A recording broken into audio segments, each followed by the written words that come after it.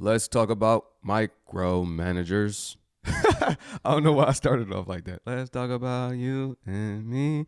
I was trying to do, I don't know what made me do it in the pretty Ricky little flow. Let's talk about micromanagers, micromanaging. This is something y'all should know all about. If you don't, then watch this first clip right here. But before you get into the clip, see, y'all thought I was going to let y'all slide like that. Come on now, y'all know better than that. Go ahead and give this video a like. If you're brand new, smash the subscribe button and ring the post notification bell. Let's go. If you're trying to determine if you're being micromanaged, here are 6 common signs. 1, a micromanager becomes irritable when they learn that decisions have been made independent of them.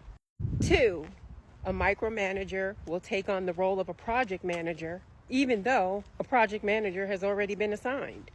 3, a micromanager will tell employees exactly how to do a task, leaving zero room for innovation or creativity.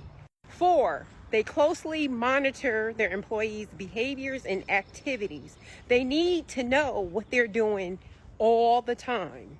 5, micromanagers focus on unimportant details. They are always in the weeds for no reason. This behavior can result in them missing the big picture. And 6, they communicate with employees outside of business hours via text. They need to have control. An honorable mention, they are rarely satisfied with deliverables because it wasn't done their way. That's not how they would do it, so they're going to find fault in it. And you're probably wondering, why are they doing this? They're doing it because they need to have control. They have extreme control issues. They need to dominate someone. And if they're in a leadership role, their subordinates are easy targets. She dropping game on there. I'm telling you, I said this on the last video, literally the last video. I just said a lot of CEOs, business owners, they narcissists. Like she said, they get a high off of having authority over people. And this is a real thing. Y'all look into narcissism. I know this is a big topic this year. I could say a lot of people have been using this word. Some people out of context, but you know, you got to have all of the traits to be considered one. And a lot of these CEOs got all of the traits. They got personality disorders for real. And that's the reason they were able to become successful, because they got to keep up this image and this authority figure. They got to be an authority figure. That's what I'm trying to say. They got to have authority over other people, or they're not satisfied with their life.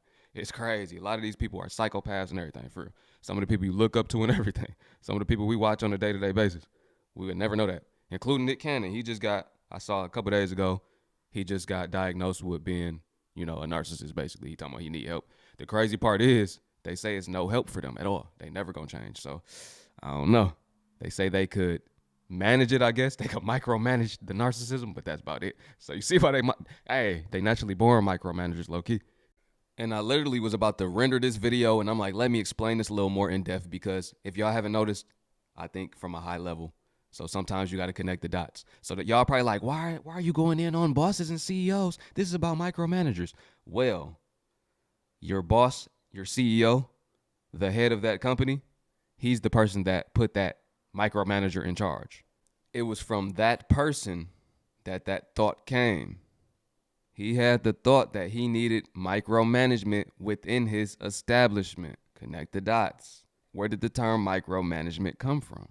Somebody who was also the head or the leader of a group. He was a professor. Y'all know narcissists love attention. They have to be the head. They have to be the leader. Connect the dots. Now follow me. Now, what does the term really mean, and when was it first used? It was first used in the 1970s. But it's been a practice that's been around much longer. But it was first used in the workforce in 1970, right?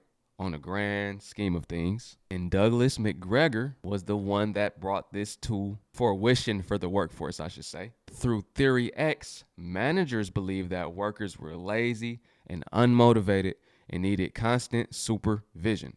Now connect the dots to everything I just said before that. Being micromanaged at work should be considered workplace harassment. I shouldn't have to tell you why I decided to take my break 5 minutes early.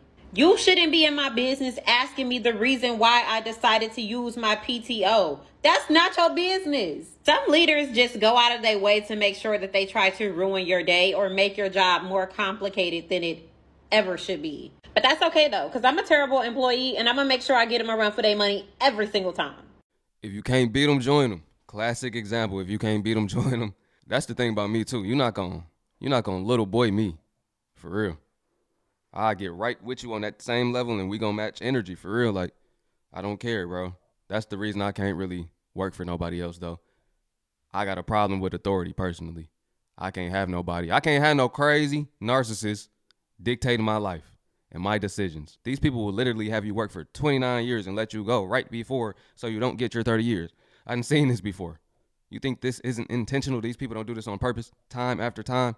And not just that, it's so many different ways that they really manipulate the people that's under them, down to the point that the manager feel like he better than you or higher than you. You know? It's crazy.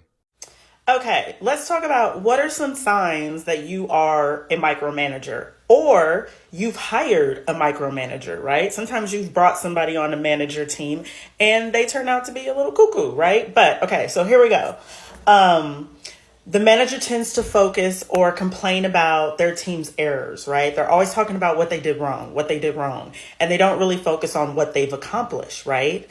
They give very heavy, detail-oriented instructions because they love to check up on people. They need the constant reassurance that the employee is doing their job, and that's not good. It's not effective. It's not effective. What you should do is wait for the final product. And then if it's not right, have them tweak it. Give them some ideas of how they can change it. And then do it that way instead of nitpicking. That will not get you far at all. What's another one?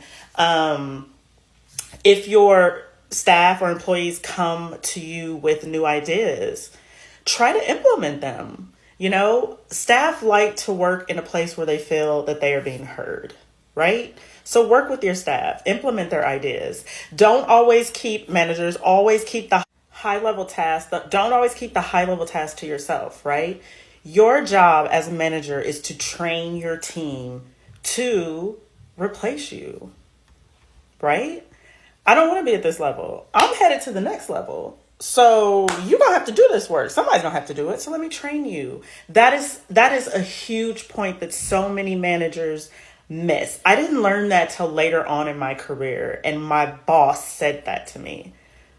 She said that to me. And I was like, damn, it's like a light went on in my head, right? You need your team to be learning at all times. So if you're not concentrating on that, you may be a micromanager. Follow me. I have more tips. This is just part one. We're talking about this all week. Employees, what are some things that are happening in your workplace that you don't like, that you wish your manager would stop doing? This is a place for both sides to speak up, right? Let's be candid with each other. I'll be back. The easiest way to bother me at work is to try to micromanage me. Some people require it, like, you gotta stay on top of them. You gotta make sure that they get the job done. I'm not that person. I come to work every day and give 110 because that's the type of person I am. Like, if I do something and my name is attached to it, it's a reflection of me. So when people unnecessarily try to come and tell me what to do or relay like unnecessary things to me, like advice or like whatever, it really bothers me. And I'm the type of person, when you teach me something, I'm not gonna make you tell me twice. Like, I'm writing things down because that's just me. Like, I'm a squared away individual. But I find like when people don't respect that, and it low-key, like, I feel like it bothers them when people are squared away and they want to feel like, oh, I need to be able to tell you what to do. It irritates my soul. Like, if you don't need to tell me nothing, don't tell me. If it's nothing to be said, don't say it. Go pick somebody else to mess with. I'm not the one. If there's no issue, don't make one. Yeah, I just got my car washed, but let me go back to work. Yeah, it really do bother people that squared away and that don't got to be told twice. Like I said, these people get that high off of being controlling. It's a control disorder. A lot of them have it. They have to always be in control. And they don't like individuals. They don't like workers that's independent. They could work on their own pretty much. Like, when I say independent, I mean, if you got to be a team player, okay, it's time to be a team player. You could do that, but you don't always need help. Like she said, They tell you one time, you know how to do it already. You don't got to keep asking. You don't got to stand over me. That's irritating. But a lot of people, they kind of institutionalized, and they kind of need that structure in their life because their life is unstructured without authority. And I think these bosses kind of know that too. They know who they dealing with. But if you the type of person that don't fit into that box, then really, realistically, you just not really supposed to be working for nobody else. It just might not be the time frame for you to be out right now just because financially it don't make sense. I'm going to keep it all the way real. Everybody wasn't meant to work a job. Let's talk about this hot topic, how to keep the micromanager off your back at work. Tip 1, request a one-on-one meeting. And during this meeting, I don't want you to say something like, hey, you and your micromanaging are really pissing me off. We're going to keep it professional. Instead, say something like, hi, Jim. I was wondering if we could schedule a one-on-one meeting to discuss my workload and how we can optimize my productivity. I have some ideas and some concerns that I would like to share with you. We're keeping it professional, but still to the point. Second tip, please use I statements. Don't start pointing that finger because we don't like when people do it to us, right?